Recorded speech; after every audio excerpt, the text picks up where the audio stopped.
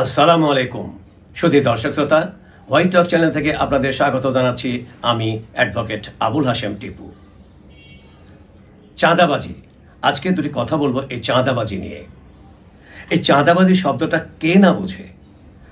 আমার মনে হয় দেশের আপামর জনসাধারণ এই শব্দটার সাথে বেশ পরিচিত, কারণ কেউ না কেউ এই চাঁদাবাজির শব্দটির শিকার। ক্ষুদ্র ব্যবসায়ী, মুদি দোকান হতে মাছ, মাংস, সবজি সহ সব ধরনের দোকান সহ সকলেই যারা ব্যবসার সাথে জড়িত তারা এই চাঁদাবাজির শিকার। তারা চাঁদাবাজির শিকার। চাঁদা দেওয়া ছাড়া তারা ব্যবসা বাণিজ্য করতে পারে না। আবার বড় ব্যবসায়ীরাও চাঁদাবাজির শিকার হন অনেক সময়। অনেকে চাঁদা দিয়ে থাকেন নিজ স্বার্থে। নিজ স্বার্থ চরিতার্থ করার জন্য তারা বিভিন্ন মহলে বিভিন্ন প্রকারে চাঁদা দিয়ে থাকেন। তারা রাজনৈতিক প্রভাবেও বা রাজনৈতিকভাবেও চাঁদা দিয়ে থাকেন নিজ সুবিধা আদায়ের জন্যে বা নিজের প্রভাব বিস্তার করার জন্যে। এই অনৈতিক সুবিধা আদায়ের জন্য তারা ইচ্ছাকৃতভাবেও বিভিন্ন মহলে চাঁদা দিয়ে থাকেন। তবে সব ব্যবসায়ীরা নন এবং সব ব্যবসায়ীদের কথাও বলা হচ্ছে না এখানে। যারা এই কাজটি করে থাকেন তাদের কথাই বলা হচ্ছে, যা বিভিন্ন গণমাধ্যমে প্রকাশিত খবরে জানা যায়। অনেকে আবার অসহায়ভাবেও চাঁদা প্রদান করতে বাধ্য হন বলে খবরে জানা যায়। আবার প্রকাশেও গণপরিবহনেও চাঁদাবাজি হয়। বিভিন্ন ব্যানারে বিভিন্ন নামে কোটি কোটি টাকা প্রতিদিন চাঁদাবাজি হয়। আমাদের দেশে চাঁদাবাজি একটি ভয়াল ব্যাধিতে পরিণত হয়েছে। বাংলাদেশের রাজনীতির একটি সংস্কৃতিতে পরিণত হয়েছে এই চাঁদাবাজি। চাঁদাবাজরা বিভিন্ন রূপে আবির্ভূত হয়ে চাঁদাবাজি করে। কখনো রাজনৈতিক প্রভাব, কখনো সন্ত্রাসী বাহিনীর ভয়, বা কখনো টেলিফোনে হুমকি দিয়ে বিশাল অঙ্কের অর্থ দাবি করে বসে। যদি চাঁদা দেওয়া না হয় তাহলেই শুরু হয় তাদের অপকীর্তি, অপরাধ।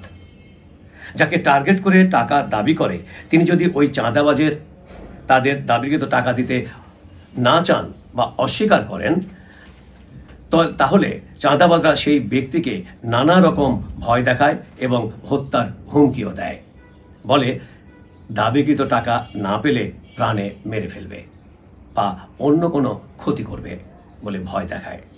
কিন্তু দুঃখের বিষয় হলো প্রশাসনের কিছু অসাধু ব্যক্তিও এসব অপরাধের সাথে যুক্ত থাকে, যার ফলে অভিযোগ করেও কোনো ভালো ফলাফল আশা করা যায় না।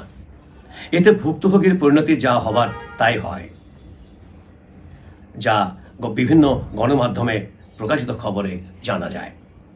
অনেক সময় মানুষ নিজের জীবনের নিরাপত্তার কথা ভেবেই গোপনে সেই চাঁদাবাজদের টাকা দিয়ে দেয় বা পরিশোধ করে, কারণ তারা জানে টাকা না দিলেই বিভিন্ন রকমের সমস্যা সৃষ্টি হতে পারে, আবার জীবন নাশও হতে পারে। এই সুযোগেই চাঁদাবাজরা আরও বেপরোয়া হয়ে ওঠে। এভাবেই আমাদের সমাজে চাঁদাবাজি ক্রমাগতভাবে বৃদ্ধি পাচ্ছে। এতে সমাজ তথা দেশের অর্থনীতিতে ক্ষতিগ্রস্ত হচ্ছে। দেশের অর্থনীতি কিন্তু এতে ক্ষতিগ্রস্ত হচ্ছে। এদের লাগাম টেনে ধরা দরকার। চাঁদাবাজি একটি অপরাধ, এটা ফৌজদারি অপরাধ। এই চাঁদাবাজদের বিরুদ্ধে জনগণকে সোচ্চার হতে হবে। জনগণ একত্রিতভাবে প্রতিরোধ গড়ে তুললেই এই চাঁদাবাজরা পরাজিত হবে, কারণ তারা সংখ্যায় বেশি নয়। চাঁদাবাজরা কিন্তু সংখ্যায় বেশি নয়, তারা অল্প কয়েকজন লোক বা অল্প কিছু মানুষ চাঁদাবাজি করে। দেশের এত লোক চাঁদাবাজি করে না। এজন্য হাটে, বাজারে, বন্দরে, পাড়া মহল্লায় সহ সব ক্ষেত্রেই এদের বিরুদ্ধে প্রতিরোধ গড়ে তুলতে হবে। জনগণের সচেতনতা বৃদ্ধি করতে হবে। প্রয়োজনে চাঁদাবাজ প্রতিরোধ কমিটি গঠন করে এদের প্রতিহত করতে হবে। ভয় পেলে চলবে না, বরং সাহস নিয়ে এগিয়ে যেতে হবে সংঘবদ্ধভাবে। তবে এ বিষয়ে প্রশাসনকে এগিয়ে আসতে হবে। তাদেরও দায়িত্ব রয়েছে। অর্থাৎ এক্ষেত্রে পুলিশের ভূমিকা প্রধান সহায়ক হিসেবে কাজ করতে পারে। যদি পুলিশ নিজ কর্তব্য ও দায়িত্ব সততার সাথে যথাযথভাবে পালন করে, তাহলে চাঁদাবাজরা আর চাঁদাবাজি করতে সাহস পাবে না।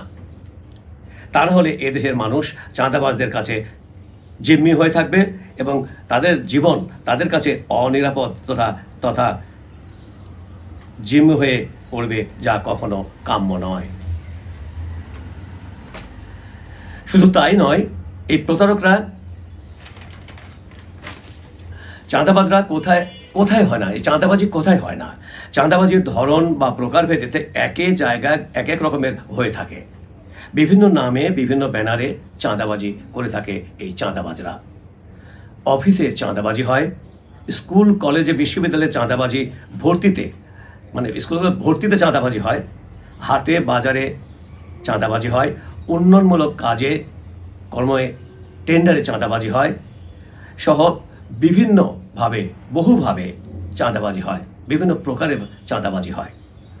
এমনকি হাইওয়েতে চাঁদাবাজি হয়, বিভিন্ন পণ্য যখন ট্রাকে করে এক জায়গায় থেকে অন্য জায়গায় চলাচল করে।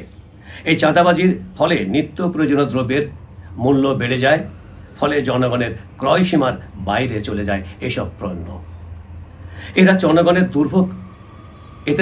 দুর্ভোগ বাড়তে থাকে, তা বিভিন্ন গণমাধ্যমে প্রকাশিত খবরে জানা যায়। এগুলো বন্ধ করতে হবে, সরকারকে প্রয়োজনীয় ব্যবস্থা গ্রহণ করতে হবে, কারণ জনগণ জানে কারা চাঁদাবাজি করে। পথে পথে চাঁদাবাজির কারণে নিত্য প্রয়োজনীয় দ্রব্যের দাম বৃদ্ধি পায়, ফলে সেই সব নিত্য প্রয়োজনীয় দ্রব্য জনগণকে উচ্চ মূল্য দিয়ে ক্রয় করতে হয় এবং এতে জনগণের কষ্ট লাঘব হওয়া তো দূরের কথা, আরও বেড়ে যায়। কোরবানির ঈদের সময়ও গরু ছাগলের হাটে বিভিন্নভাবে চাঁদাবাজি হয়, পথে পথে চাঁদাবাজি হয়, ফলে কোরবানির পশুর দাম বৃদ্ধি পায়। এতে ক্রেতা তার কোরবানির জন্য কাঙ্ক্ষিত পশুটি আর ক্রয় করতে পারে না। এ ব্যাপারে সরকারকে কঠোর পদক্ষেপ গ্রহণ করতে হবে, তা না হলে এই চাঁদাবাজি রোধ করা সম্ভব হবে না। এর সাথেও জনগণকেও সচেতন হতে হবে এবং সোচ্চার হতে হবে। পরিশেষে বলবো, মনে রাখতে হবে, জনগণের জন্য সরকার, সরকারের জন্য জনগণ নয়। তাই শান্তিপূর্ণভাবে বসবাস করতে হলে, অনিরাপদভাবে চলাচল করতে চাইলে প্রশাসনের সহায়তায় সকলকে ঐক্যবদ্ধভাবে এইসব চাঁদাবাজদের বিরুদ্ধে সোচ্চার হতে হবে এবং প্রতিহত করতে হবে, তবেই চাঁদাবাজরা পরাজিত হবে। আজ এ পর্যন্তই। ভালো থাকবেন সবাই। আল্লাহ হাফেজ।